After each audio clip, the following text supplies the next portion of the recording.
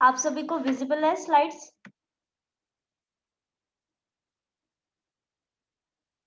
Yes ma'am. Yes ma'am. Okay students, आज का जो हमारा पेपर है, आपके 2 पेपर है, ठीक है, इस सेम के अंदर 6 सेमेस्टर के अंदर। एक तो atomic molecular and laser physics है, ठीक है, और सेकंड जो आपका है वो न्यूक्लियर फिजिक्स है। न्यूक्लियर फिजिक्स आपको इंदु मैम पढ़ाएंगी। फर्स्ट 3 डेज आपको atomic molecular and laser physics मैं पढ़ाऊंगी, और लास्ट 3 डेज आपको न्यूक्लियर फिजिक्स इंदु मैम पढ़ाएंगे। क्लियर है?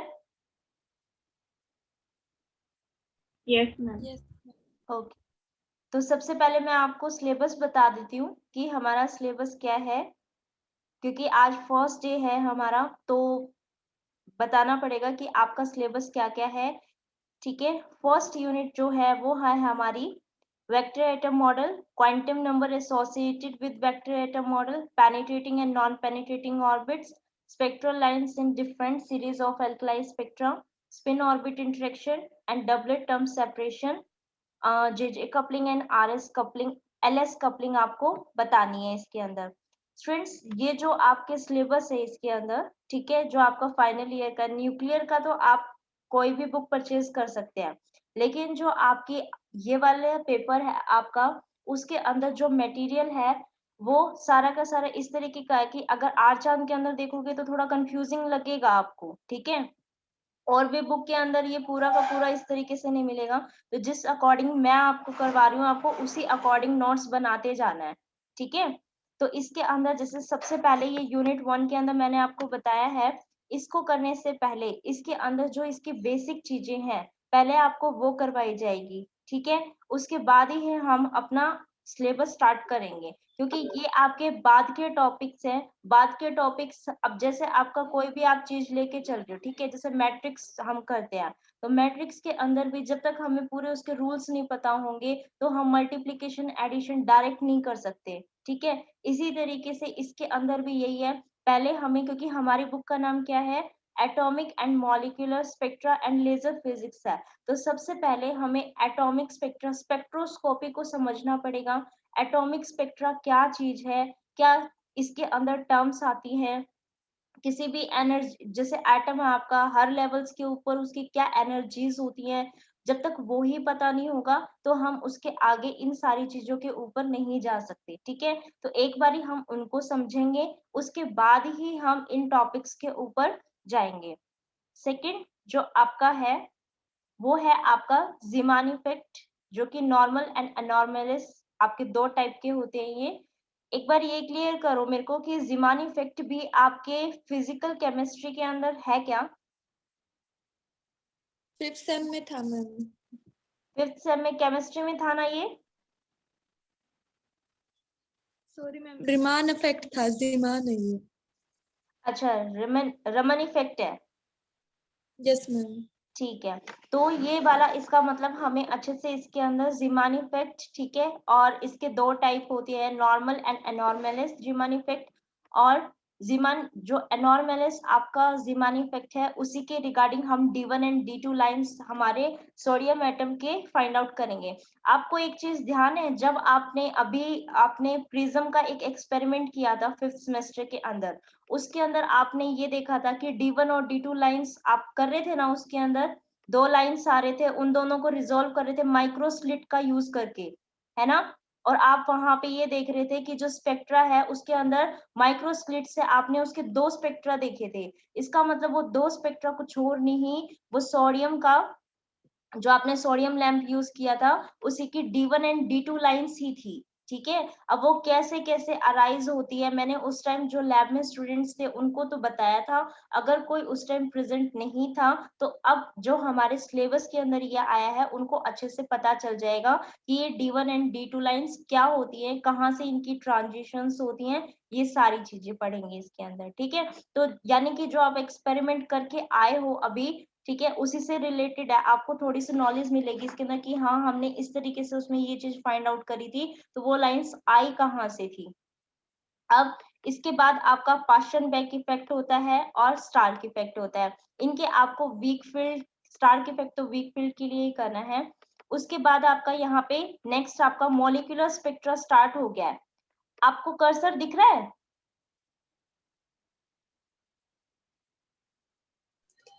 Yes ma'am. Yes.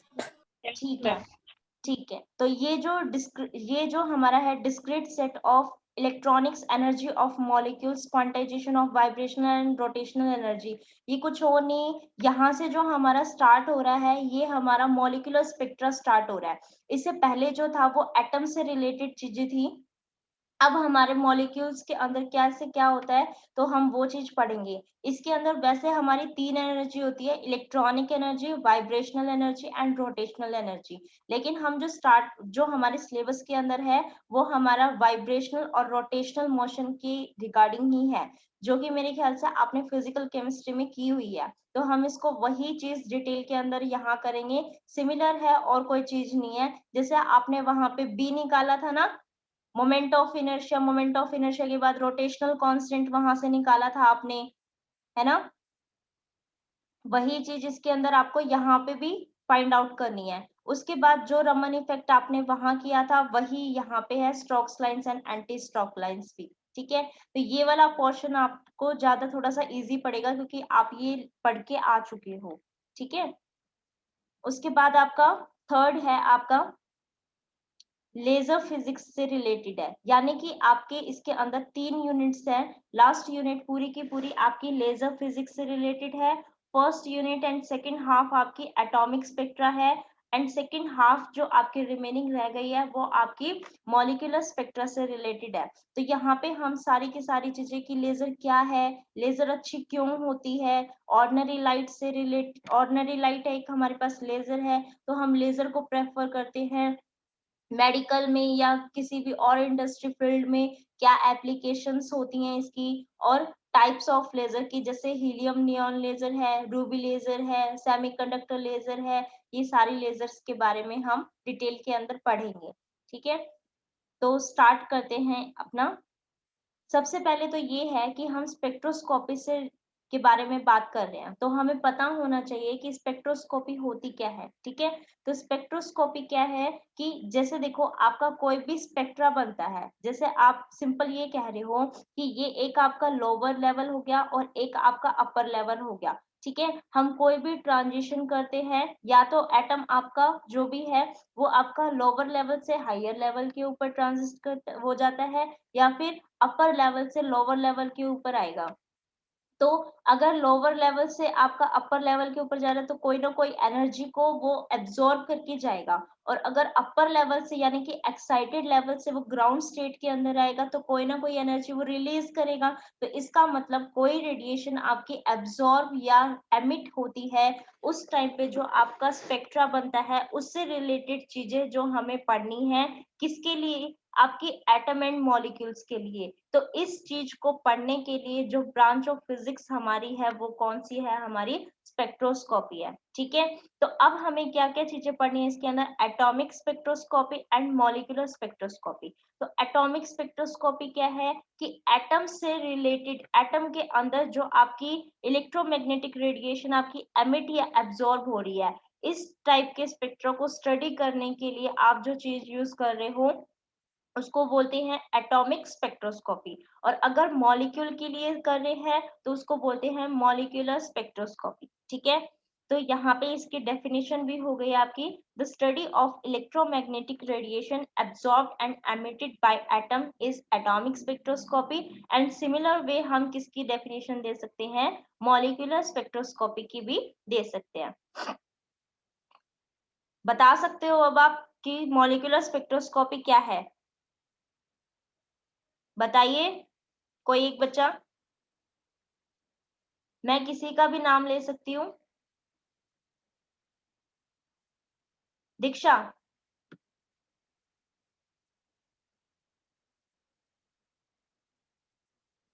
दीक्षा,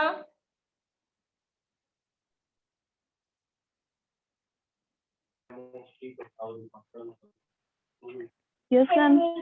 बताइए मॉलिक्यूलर स्पेक्ट्रोस्कोपी क्या है? इलेक्ट्रोमैग्नेटिक रेडिएशंस जो होती है मैम वो इमिट और एब्सॉर्ब होती हैं किसी भी एटॉमिक स्पेक्ट्रोस्कोपी के अंदर। बेटा मैंने मॉलिक्यूलर स्पेक्ट्रोस्कोपी पूछी है।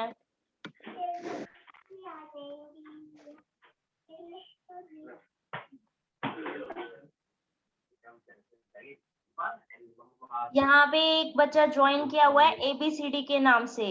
बच्चे ध्यान रखिए, ABCD मेरे को नहीं पता ABCD किसका नाम है। अपना नाम लिखो यहाँ पे और अपना रोल नंबर। ओनली नेम किसी को नहीं लिखना है, रोल नंबर साथ में लिखना है। आपको स्क्रीन पे दिख रहा है जो मैंने अभी ये पार्टिसिपेंट्स के निकाले हुए हैं?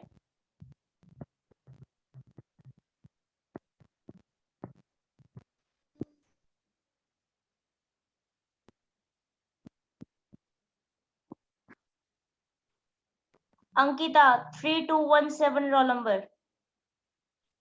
Yes, ma'am. आपको ये दिख रहा है पार्टिसिपेंट्स लिस्ट? No, ma'am. क्या No, ma'am. दिख रहा है? नहीं दिख रहा मैम। अच्छा, पार्टिसिपेंट लिस्ट नहीं दिख रही है, ठीक है। No ma'am. ये जो पढ़ा रही हूँ ये तो स्क्रीन वाला दिख रहा होगा आपको? Yes ma'am. ठीक है। दीक्षा बताया नहीं आपने? Ma'am molecular spectroscopy. Molecular spectroscopy के अंदर, इसके अंदर मॉलिक्यूल्स के अंदर जो रेडिएशंस इमिट और एब्सॉर्ब होती हैं, इसके अंदर मॉलिक्यूल्स के अंदर एब्सॉर्ब होते हैं और उसके अंदर जो है वो एटम्स के अंदर एब्सॉर्ब होते हैं। हाँ ठीक है, चलिए नेक्स्ट स्लाइड पे चलते हैं। उसके बाद यहाँ पे है फंडामेंटल क्वांटिटीज। वैसे तो देखो जैसे हमने 12th क्लास में 11th क्लास में जब हमने फिजिक्स के उसमें स्टार्टिंग में पढ़ा था फर्स्ट यूनिट के अंदर, तो हमने कुछ फिजिकल क्वांटिटीज पढ़ी थी हमारी किसके उसमें आपके फिजिक्स के यूनिट्स के बेस पे, ठीक है। जहाँ पे हमने मास किसमें बताया था कि केजी के अंदर होता है, ठीक है। और दूसरी फंडामेंटल क्वांटिटी टाइम के लिए, और तीसरी किसके लिए बताई थी हमने, लेंथ के लिए, ठीक है। तो ये तीन फंडामेंटल क्वांटिटीज बताई थी हमने कि ये होती हैं। उसके बाद और जो सारी हैं वो इन्हीं से ही डिराइव होके आती हैं। तो इसी तरीके से जो वैल्यू आपके कांस्टेंट के उसमें रह जाती है, जो चेंज नहीं होती, उनको हम कहेंगे कि फंडामेंटल क्वांटिटीज हैं। इसी की फॉर्म में हम उसके अंदर निकालेंगे। तो इसी तरीके से यहाँ पे भी एक चीज आती है जो हम निकालेंगे वेवलेंथ एंड फ्रीक्वेंसी में, देखेंगे कि कौन सी हमारी फंडामेंटल क्वांटिटी होती है। तो वेवलेंथ एंड फ्रीक्वेंसी का रिलेशन कोई मुझे बता सकता है? वेवलेंथ एंड फ्रीक्वेंसी का रिलेशन क्या होता है? आपको यहाँ पे प्रेजेंट रहना पड़ेगा, अदरवाइज मैं एक एक बच्चे का नाम लेके पूछूंगी। Ma'am C is equal to nu lambda। हाँ, nu is equal to C by lambda, ये हमारा रिलेशन होता है वेवलेंथ एंड फ्रीक्वेंसी का, ठीक है। तो अब हमें, और मोनोक्रोमेटिक वेव्स भी आपको पता है। मोनोक्रोमेटिक क्या होता है? इसकी सिंगल वेवलेंथ होती है मैम। सिंगल वेवलेंथ होती है, ठीक है। तो सिंगल वेवलेंथ की जो हमारी वेव है उसके लिए हमें क्या बताना है, वेवलेंथ एंड फ्रीक्वेंसी का रिलेशन बताना है। तो वो हमारे पास हो जाता है कि nu is equal to C by lambda. यहाँ पे जो मैंने वेलोसिटी यानी कि c लिया हुआ है उसको मैंने v से ही रिप्रेजेंट किया है, और जो आपकी फ्रीक्वेंसी है उसको न्यू डैश से ही रिप्रेजेंट किया है, और लैम्डा आपका वेवलेंथ हो गया। तो अगर आपको किसी उसके बेस पे, जैसे आपका रिफ्रैक्टिव इंडेक्स है उसके बेस पे दिखाना है, तो ये जो फेज वेलोसिटी है उसका रिलेशन, यानी कि ये जो आपका v है, c है, जहाँ पे आप फॉर्मूले में लिखते हो, तो ये हमारे पास ये जो वेलोसिटी है ये कितनी हो जाएगी, c बाय म्यू, ठीक है। यानी कि जो आपका ये वेलोसिटी है उसको आपने अब स्पीड ऑफ लाइट, क्योंकि हम जो वेव लेके चल रहे हैं वो किसी मीडियम के अंदर से भी तो जा सकती है, इसका मतलब हमें यहाँ पे कोई भी रिफ्रैक्टिव इंडेक्स के रिगार्डिंग हमें उसकी वेलोसिटी बतानी पड़ेगी। तो अगर इस रिगार्डिंग है तो हम फर्स्ट इक्वेशन का यूज करके हमारी इक्वेशन को क्या बताएंगे, nu dash is equal to lambda is equal to C, यानी कि फॉर्मूला तो वही आ गया हमारा सी बाय लैम्डा वाला, लेकिन हम इसको किसकी फॉर्म में, सी अपॉन में म्यू लैम्डा की फॉर्म में भी हम इसको रिप्रेजेंट यहाँ पे कर सकते हैं, ठीक है। तो अगर हमारी फ्रीक्वेंसी का फॉर्मूला हमारा ये हो गया है, ठीक है, तो आप इससे क्या देख सकते हैं कि अगर सेम मीडियम की उसमें है, आपके कोई एक चीज एयर की उसमें लेके चल रहे हो, तो यानी कि जो न्यू है वो तो हमारा चेंज होगा ही नहीं, ठीक है। तो ये जो है आपकी क्या कहलाएगी, आपकी फंडामेंटल कहलाएगी frequency more than the wavelength, ठीक है। और एक चीज ध्यान रहे कि जो विजिबल लाइट होती है उसकी फ्रीक्वेंसी जो है आपकी the frequency of wavelength, visible light of wavelength, ये पूरी की पूरी इसमें दी नहीं हुई, आप बस ये ध्यान में रखें कि विजिबल लाइट की जो वेवलेंथ है वो आपकी कितनी है, 6000 एंगस्ट्रॉन है, ठीक है। ये एग्जांपल इसका वैसे आया हुआ है, इसको रहने देना। समझ में आ गया आप लोगों को?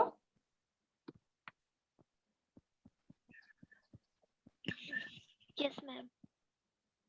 ठीक है, तो अब बताइए किसी को इसके रिगार्डिंग अगर कोई डाउट हो तो बता दीजिए मुझे, अदरवाइज फिर हम जो न्यूमेरिकल पोर्शन है इसका, ठीक है, जो हमारा जैसे इसके अंदर आपको बोहर्स मॉडल पता है? अच्छा, इलेक्ट्रॉन की डिस्कवरी किसने की थी? जे थॉमसन ने मैम।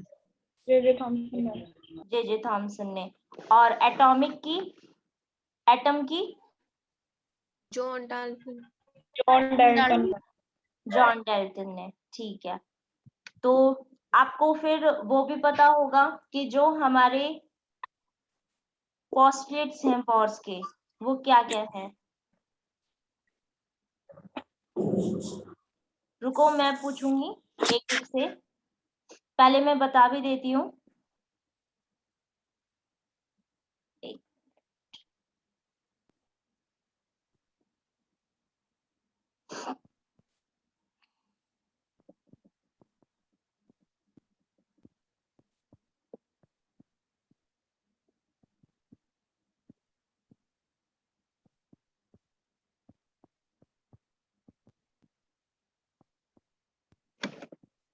ये विजिबल है?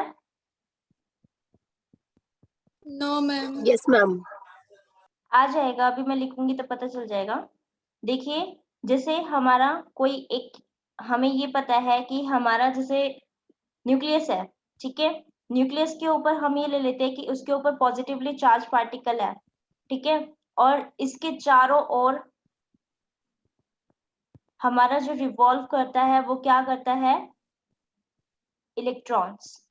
और इलेक्ट्रॉन्स के ऊपर कैसा चार्ज है, नेगेटिव। और इसके ऊपर कैसा चार्ज है हमारा, ये विजिबल है ना? मैम जो आप राइट कर रहे हो वो नहीं दिख रहा। अच्छा, जो राइट कर रही हूँ वो नहीं दिख रहा है?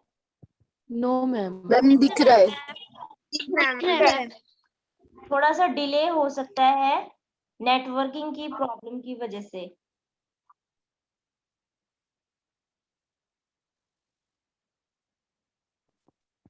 अब आ गया?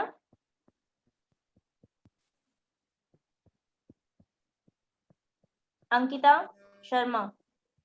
मैम आ रहा है लेकिन है ना वो राइट के ऊपर नहीं दिख रहा, बस आपका पेन पेन आ रहा है। अच्छा, लिखा हुआ नहीं आ रहा? No ma'am.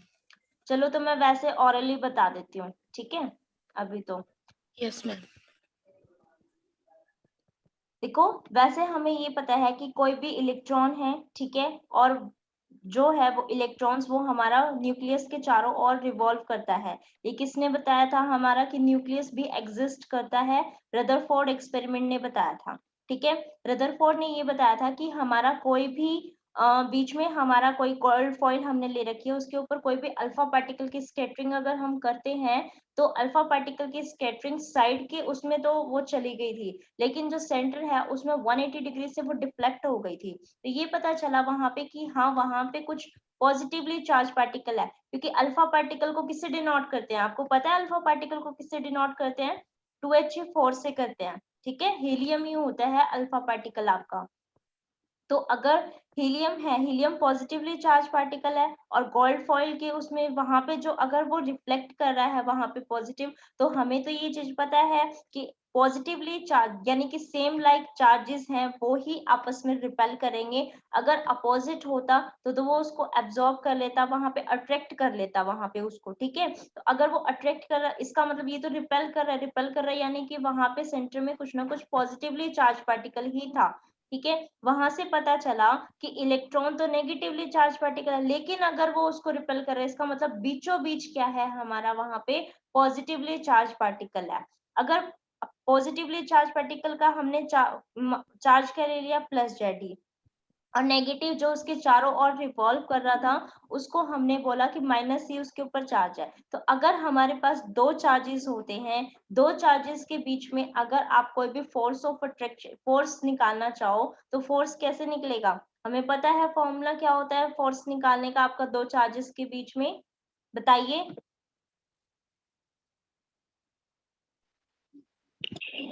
Q1 Q2 upon 4 pi epsilon 4 square. pi epsilon naught r square. हाँ, F is directly proportional to Q1 Q2 upon में आर स्क्वायर, और डायरेक्टली प्रोपोर्शनल हटाते हैं तो 1 अपॉन में 4 पाई एप्सिलॉन नॉट, जिसको हम के भी बोलते हैं, है ना। तो यहाँ पे जो हमारा चार्ज है वो आपका फर्स्ट चार्ज क्या रह गया था वहां पे, फर्स्ट चार्ज तो हमारा हो जाता है प्लस जेडी, ZE हाँ, और दूसरा चार्ज क्या हो जाता है हमारा minus E. माइनस सी का, ठीक है। तो अगर ये हमारे हो जाते हैं तो वहां से हम इसका फोर्स का फॉर्मूला भी बता सकते हैं, जिसको दिख रहा है वो एक बार देख लेना, मैं राइट तो कर रही हूँ यहाँ पे, ठीक है। किसी किसी को तो विजिबल होगा ना ये, Yes, ma'am. ठीक Yes, है। ma'am. 1 अपॉन में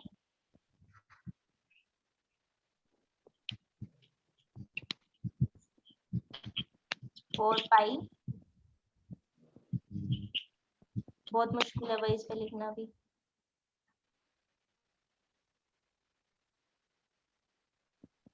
Q1 आपका चार्ज है, कौन सा चार्ज लिया हुआ है हमने, Positive charge. पॉजिटिव चार्ज, कौन सा हो गया जेडी वाला, ठीक है।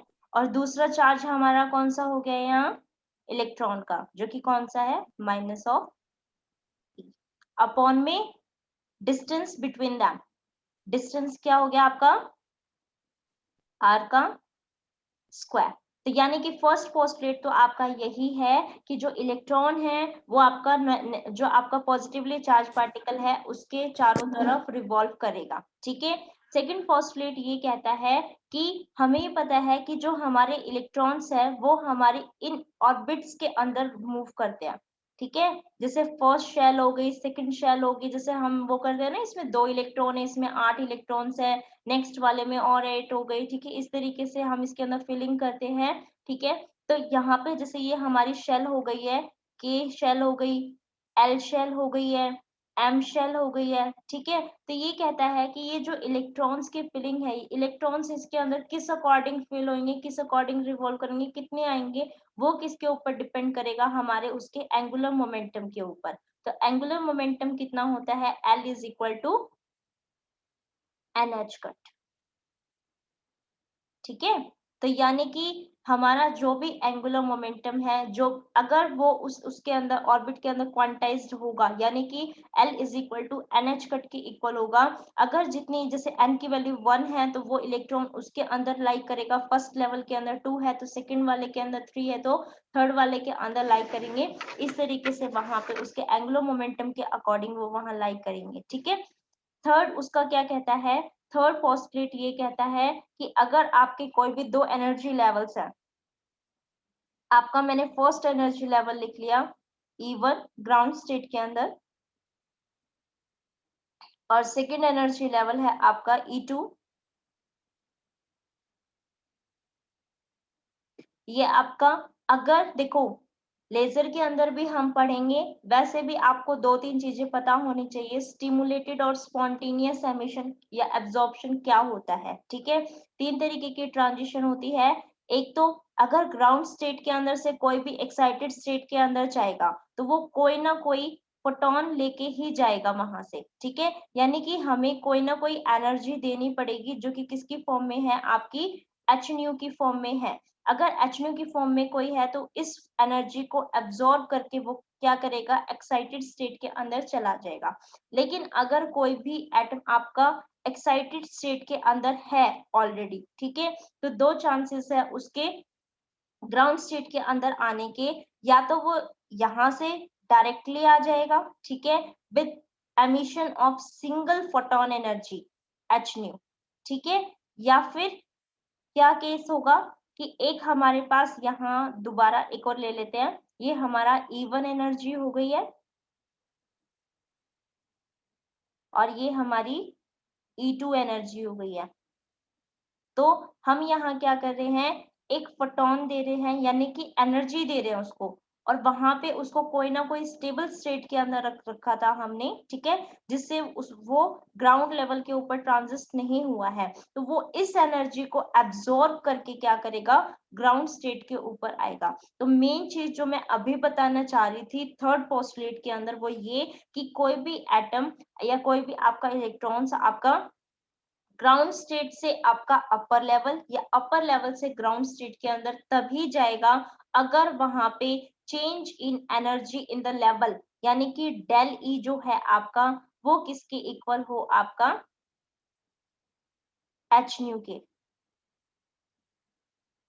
अगर वो इस एनर्जी के इक्वल है तो ही वो यहां से ट्रांजिस्ट करेगा, ठीक है। लेकिन अगर वो अपने आप आपका एमिट हो रहा है ग्राउंड स्टेट पे, उसको बोलते हैं स्पॉन्टेनियस एमिशन, ठीक है। ये चीजें पता थी आपको स्पॉन्टेनियस एमिशन, स्टिमुलेटेड एमिशन और स्टिमुलेटेड एब्जॉर्प्शन,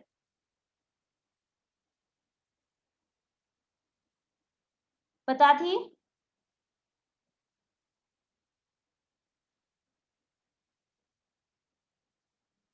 Yes, ma'am. ठीक है, दीपिका रोल नंबर लिखो बेटा अपना, जिसको मैंने टाइम वो कहा था लिखने के लिए वो अपना नोट डाउन करते रहना। 56 स्टूडेंट्स पार्टिसिपेंट्स हैं, ठीक है, और 56 के एक बार या तो आप स्क्रीनशॉट लेके, ग्रुप में स्क्रीनशॉट मत लिखना, अगर आप एक नोटबुक पे उसको कर सकते हो तो नोटबुक पे कर लो। अदरवाइज अगर पूरा का पूरा इसको किसी को आता है कि ये एक लिस्ट के अंदर आ जाए तो एक लिस्ट में इसको बना दो। एक ये आईफोन नाम का एक स्टूडेंट है, उसने ज्वाइन किया है आईफोन से, मुझे उसका नाम नहीं पता, ठीक है, कि क्या होगा, तो अपना नाम सारी चीजें लिखें। एक ही में कर लेंगे हम, स्क्रीनशॉट हो जाएगा कंप्लीट का। स्क्रीनशॉट आपका एक, उसमें सारे स्टूडेंट्स 57 आ रहे हैं स्क्रीनशॉट में? यस मैम, आ जाते हैं। मुझे लगता नहीं, क्योंकि एक लिस्ट इतनी बड़ी हो नहीं रही है। मेरे फोन में आ जाते हैं मैम। हो जाता है तो आप एक लिस्ट एक ही बना लेना, ठीक है, और एक बना के फिर वो ग्रुप में ही सेंड कर देना। और अगर हो सके तो उस जो स्क्रीनशॉट ले रहे हो उसको रीनेम करके आज की डेट डाल देना। मैम ये कुछ बच्चों ने अपना जैसे कि फोन का नेम डाल रखा, रेडमी वगैरह, इनका क्या करना है? मैंने अभी बोला है कि अगर ऐसे डालेंगे आईफोन नाम वगैरह तो प्रेजेंट होके भी वो अब्सेंट ही है एक तरह से, क्योंकि मेरे को इनका आईफोन, अब मेरे को तो पता ही नहीं कि किसका नाम है, ये रोल नंबर क्या है कुछ नहीं पता है, ठीक है। इसीलिए मैंने स्टार्टिंग में बोला है कि अपना नाम और रोल नंबर लिखो, क्योंकि ये अब्सेंटी भी लगानी है। आज से आपकी ऑफिशियल क्लास स्टार्ट हो गई है और ये अटेंडेंस रहेगी हमारे पास, रजिस्टर में हमें मार्क करना है आपकी अटेंडेंस आज से ही। Okay ma'am. तो जो सुन रहा है वो अपना ध्यान रखें, हर क्लास के अंदर आपको अपना नाम और रोल नंबर दोनों साथ ही लिखना है। अगर अभी भी आप नहीं समझ रहे हो, आईफोन रेडमी ये लगा के चल रहे हो, अपने उसमें रिनेम नहीं कर रहे हो, तो वो आपकी प्रॉब्लम होगी बाद में अगर अब्सेंटी आ गई तो, ठीक है। मैंने 2 बार ही बोल दिया है, तो आप इस चीज का ध्यान रखें। तो यहाँ पे मैंने तीनों की तीनों पोस्टुलेट्स आपको बता दिए हैं, ठीक है। नेक्स्ट टर्म पे हम, नेक्स्ट क्लास होगी हमारी, वहां पे हम अपना स्टार्ट करेंगे बोहर का फर्स्ट वन इलेक्ट्रॉन एटम के लिए उसकी एनर्जी, वेलोसिटी वगैरह क्या होती है, ठीक है, क्या उसके रिजल्ट आते हैं, वेव नंबर क्या चीज होती है, ये सारी चीजें हम पढ़ेंगे। ठीक है, एक दो क्लासेस, क्योंकि देखो कोई भी चीज हम सीखते हैं तो सबसे पहले उसकी बेसिक के बारे में थोड़ा सा नॉलेज होना बहुत जरूरी है, तभी हम नेक्स्ट स्टेप के ऊपर जा पाएंगे। आप अगर कोई भी एप्टीट्यूड या किसी भी चीज के बारे में जाते हो तो सीधा हम वो क्वेश्चन सॉल्व करने नहीं बैठते हैं, एक बार ही जानते हैं कि हाँ ये चीज होती क्या है। तो इसी तरीके से आपका जो ये सिलेबस है उस तक आने के लिए हमें एक दो करना पड़ेगा, एक दो क्लासेस। ठीक है, तो एक दो क्लासेस के बाद ही हम वहां तक पहुंचेंगे जो हमारा ये वाला सिलेबस है फर्स्ट यूनिट का। ठीक है, तो फर्स्ट यूनिट के यहाँ जो हमारा फर्स्ट टॉपिक है वेक्टर एटम मॉडल, इस तक एक दो क्लासेस हमारी हो जाएंगी, सारे हमें फॉर्मूले वगैरह पता चल जाएंगे, उसके बाद ही हम यहाँ तक पहुंचेंगे। ठीक है, तो आज की क्लास ओवर करती हूँ। होप आपको ठीक लगी होगी और सबको क्लियरिटी भी आई होगी वीडियो की। किसी को कोई प्रॉब्लम हो Yes, तो ma'am. अभी अभी बता दीजिए मुझे। No ma'am. ठीक है, तो क्लास ओवर करते हैं। मैम आपने अटेंडेंस अटेंडेंस ले लिए, स्क्रीनशॉट ले लिए? यस मैम, पर्सनली सेंड करना है। क्या चीज? ये स्क्रीनशॉट नहीं, ग्रुप में कर दो। Okay ma'am. ओके, ठीक है भाई।